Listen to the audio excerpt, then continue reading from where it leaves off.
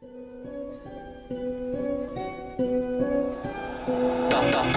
mère la mieux.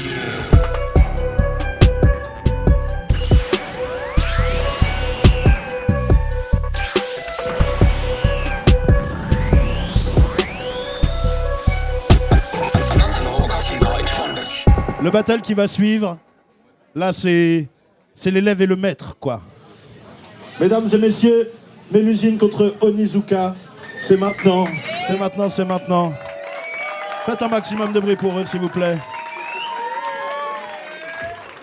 Là c'est la rencontre, tu vois, après moultes années de séparation. Monsieur, ami, madame dans le slam, ok? Y a pas, comprenez bien ce que je dis, hein, d'accord? Il n'y a pas de truc chelou à comprendre, ok? D'accord? Ils ne s'étaient pas revus depuis des années, ils reviennent ici sur cette scène pour un battle de compliments. Je pense que ça va être extrêmement doux. Envoyez-leur un maximum de piou-piou, un maximum de bisous. Ah oui! Mélusine, à ma droite. Je laisse te présenter si tu as envie de dire bonjour. Je sais pas. Bonjour. Bonjour. Voilà. À ma gauche, Onizuka. Onizuka, bonsoir à tous. On va commencer par un petit Shifumi des familles. Il faut qu'on ait les mains libres. À ce moment-là, mesdames et messieurs, petit Shifumi, battle, Mélusine, Onizuka. On est parti? C'est bon? En une manche gagnante, ok? Shifumi. Tu me pètes. Tu me laisses commencer? C'est parti. Un maximum d'applaudissements, s'il vous plaît. Yeah. Yes.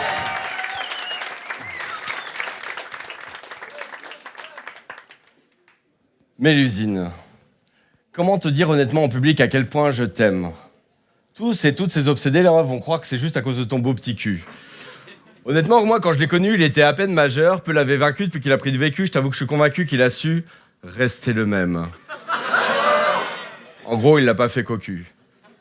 Pardonnez-moi d'être directement impudique, mais c'est que son grand kiff à elle, c'est de m'appeler papa. Genre, papa, kiff me, tease me, fuck me, suck my dick. Oui, sachez que Mélusine a une bite, de la taille de mon bras. Que dis-je, un roc, un cap, un pénis qui encule aussi dur que la coque d'une dogue 12 trous. Mélusine, c'est hard rock aussi Freddy en jupe qu'à grands coups de calotte et de bif pourrait mettre en cloque Marc Dutroux. Je me rappelle la première fois que j'ai croisé ton regard plein de ruse, si je savais alors que je croisais la méduse. Mélusine est la seule muse qui peut être mortelle. Cette gorgone s'en amuse quand elle te fige et te fixe et te piège dans ses dentelles.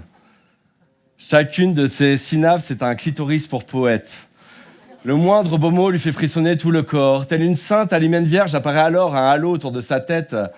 Non, c'est le sortilège d'une fée carnivore qui t'attire, te dévore et puis qui balance ton corps. Merde. C'est ça de dire des conneries. À moitié louve, à moitié princesse, appelle-la Mononoke. Si dans ton cœur elle se trouve, il s'époumonne jusqu'au hockey. Vu ses goûts, t'as toutes tes chances que tu sois non ou toqué. Mais si tu la désapprouves, elle finira par te croquer.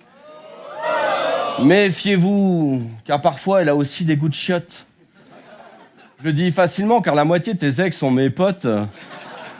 Tu te souviens, au lycée notamment, de ce métalleux, sans talent, étalant sa crinière de lion, et toi, épatante, en tailleur, étalon, tête tailleur, prête à baisser ton pantalon, honnêtement, cet animateur culturel avait le charisme d'un poney. Tu en as fait un étalon. Je ne parle pas de Daitoa, non, hein, mais d'un pictave local dont j'éterai le nom, ainsi que le jour de sa disparition. Ta voix a le charme du chant des sirènes mélusines. L'attraction nous saisit sans même qu'on la devine. Aussi envoûtante que peut l'être celle du Médine. Elle appelle, elle obsède, et puis elle assassine. Cette femme est aussi dangereuse que la fée du même nom. Plus d'une centaine de milliers de plaintes pour coups de foudre ont déjà été portées. Depuis l'Antiquité, des héros tels Hercule, Wojtek et même Agamemnon ont bien su que face à elle, ils ne pourraient l'emporter. D'ailleurs, une légende raconte qu'un chevalier bordelais qui avait dans le cœur la fureur d'un fauve, face à elle, s'est fait écerveler. Vous savez désormais pourquoi. Ma race est chauve. Merci.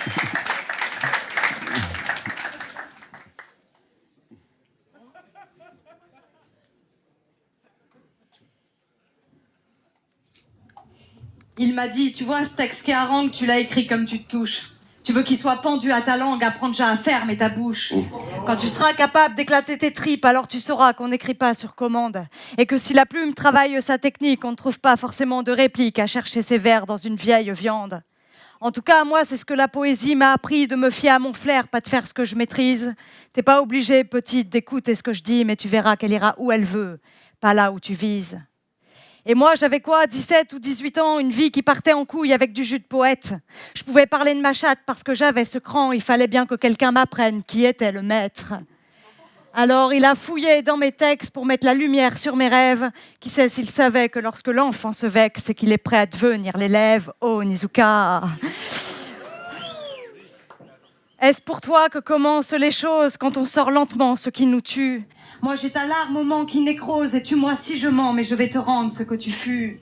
Tu fus le commencement, le début, coach dans ce monde de débiles, lanceur de débats ou tireuse à débit à prédire nos vies à la lanterne de Sibylle. Peut-être pour ça que tu fus tout, slameur d'un peu partout, petit poète du Poitou, sans doute seul conquistador de ton crew. Adepte de la plume et du savoir, pilier du slam, prophète au bar. Tu veux savoir d'où vient la peste ? Ce gars-là, si son âme fait le grand écart, c'est qu'elle sait poser ses pieds puants entre l'idéal qu'elle crayonne et le dernier cauchemar qui vous reste. Alors, clope au bec et fraîche frimousse, je me souviens surtout de nos années de cendres. Mais tu sais, papa, j'étais trop jeune pour comprendre comment ça a dû te foutre la frousse de n'avoir que la poésie à défendre. Regarde, je te dois tellement que je peux plus rien te rendre. Entre toi et moi, c'est toi qui as tracé ma route. Là où j'errais dans de bas méandres, tu as su venir avec le doute pour que je puisse encore descendre. Et il n'y a que ça de pur. L'intégrité quand les autres trichent, les tronches de malheur qui assurent, comptent leurs pieds quand tu démontes les tiens aux pieds de biche. J'en ai connu qui se branlaient sur l'écriture, pas l'imitation du loup par des caniches, qui croyaient en leurs vers sur leurs terres riches, mais qui ne fertilisaient que de grands murs. Toi, tu cultives ton champ dans une friche, mais tu repousses les limites de mes ratures. Au Nice, ton horizon n'est pas celui qui aguiche, mais quand je le regarde, ça me rassure.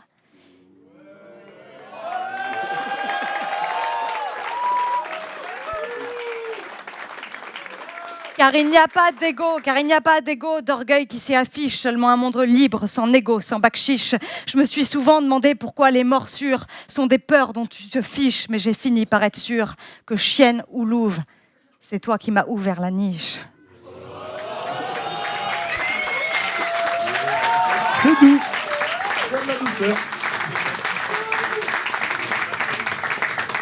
La réponse de papa. Allez, papa. Tu veux me faire chialer, toi. Hein. Ma fille. Ce que je trouve aussi sexy chez toi, c'est ton compte en banque. Toujours sur la crête, on dirait celui d'une punk. Sur la corde raide, il te donne la grâce d'une funambule des Pyrénées sur laquelle tu déambules en équilibre aussi libre que t'es ivre, mon papy René. Il n'y a pas pire dans la vie que l'hôpital qui se moque de la charité. Mais toi, tu triches pas, te caches pas, dis tes cas de vérité. Quand je vois certains vrais qui sombrent hypocrites à la première urgence en perdant pied, toi, tu restes la sirène de la street qui alerte. Mieux, tu es la caserne des pompiers. Tu es la déesse au millier de plâtre et de pâtes. SOS feu détresse pour qui voudrait te plaquer les pattes. Il se ferait défroquer, décalquer à grands coups de claque et de latte. Et avant de scalper ses couilles, tu en ferais des nattes. Jamais je n'ai vu quelqu'un qui a su te mettre en laisse. Toi, ce sont le cœur des poèmes qui peuvent te mettre en liesse. Et si tu as brisé celui de bien des poètes, c'est qu'ils écrivent bien mieux une fois qu'on les jette. Partout où tu passes, se met à bander le printemps. L'herbe repousse bien grasse, tu es le fléau d'Attila. Devant une reine de ta classe, tout le monde se met en rang. Et ça, tous les hommes et toutes les femmes le comprennent, y compris Nabila. Tu es une reine au proéminent d'art. J'en ai vu tellement que pour un rien, on endort. La poésie pour toi n'est pas qu'un étendard. Si on la brade, tu te braques comme une toréador prête pour la mise à mort. À mort. My love, ma louve à l'ovule grand ouvert. Je suis sûr que la trentaine va faire de toi une bonne mère. Je te vois avec un beau bébé bien lové sous ton pull au vert. Car à 2 mètres de toi sur scène, je sens bien que ça pue au vert. Alors, laisse-moi devenir fleur et t'ouvrir mes pétales. Viens te poser sur mon pistil simplement d'un geste. Oh ma vestale, ne sois pas sentimentale, qu'on puisse polliniser ce monde de poèmes par notre inceste. Ma fille... Non, c'est beau. Ma fille, aussi soyeux dessous de ficelle, tu es une bombe, pas seulement l'étincelle. Je te le dis aussi clairement que tes beaux yeux sont verts. Au royaume de la ruche des meilleurs miels, Mélusine, tu es la reine soldate, au gros cœur d'ouvrière.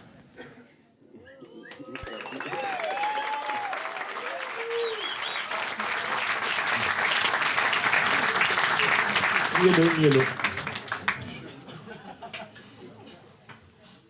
Je me souviens de nos virées et de mon premier tournoi. Quand tu m'as vu chialer des années qui nous ont donné froid, de la mort, du temps, du vice et du vin, du psoriasis qui me mangeait les mains. Dans ton salon, tous saoulés, trop de trous dans la peau des poètes. Là-bas, l'addition est salée, on est toujours sur la sellette. Alors le 27, c'était un palais et tu étais le marquis. C'est là que la vie se dansait, c'était ta façon à toi de prendre le maquis. Et je me souviens aussi que t'étais tout et que c'est toi qui tenais le tas, que je me sentais bien parmi vous, mais que je pouvais pas rester là. Papa, depuis que je suis partie, jamais on s'écrit, mais comme j'ai traversé des ténèbres, des poésies funèbres, je me doute que toi aussi. Souvent, je revois ta table et tes plats de pâtes, le violon de natte et nos allures lamentables, et je me mets la tête, c'est pas féminin. Mais sans toi, c'est pas la fête, je suis seule à défendre notre bout de pain. Je revois ta cause commune, et comme t'embarquais les gens. Tu sais, Onise, la plus belle des fortunes, tu l'as, puisque tu es intelligent.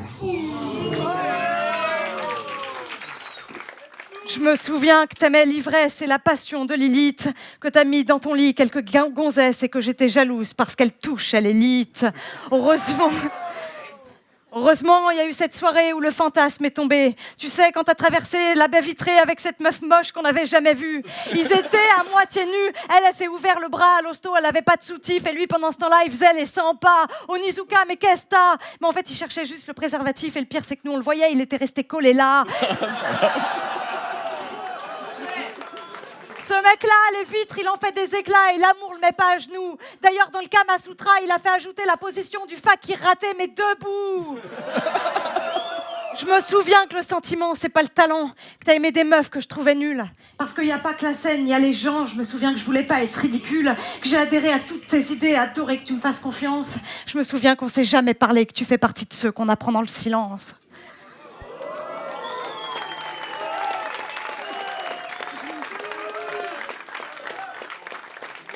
Je me souviens que je t'aime. Je me souviens de tes poèmes, je me souviens de ton vide, ton envie de changer le monde. Comme tu renversais le stupide en le noyant dans quelques pensées profondes. Je me souviens de ton manque et de tes envies de révolution. Mec, t'aurais pu péter des banques en composant juste une de tes chansons. T'es un poète, Maël. T'es beau, unique et généreux. Faudrait-il que tes valeurs te rappellent qu'elles sont souvent la dernière beauté dans ce monde hideux. Et c'est pour te le rappeler que je suis en train de t'écrire. Parce que ton cœur n'est pas fait de ferraille. Je connais le goût de tes larmes et le cri de tes rires. Tu resteras vivant bien après tes funérailles. Et je me souviens qu'un jour, il y eut la petite Romane et qu'à l'autre bout du pays, tu te tenais papa. Je lui souhaite d'avoir la même flamme, la même bonté, le même génie et de ne jamais oublier que la poésie n'est pas un choix, mais une voix qu'elle nous emprunte et que son père, il laboure toujours. Maintenant, vieux frère, allons boire une pinte. J'aimerais bien te parler d'amour.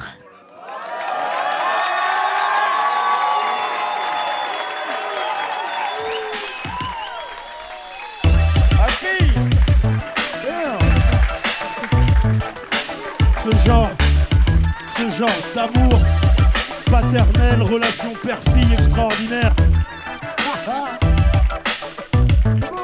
C'est beau. Mesdames et messieurs, s'il vous plaît, encore une fois, un maximum de bruit pour Mélusine et Onizuka.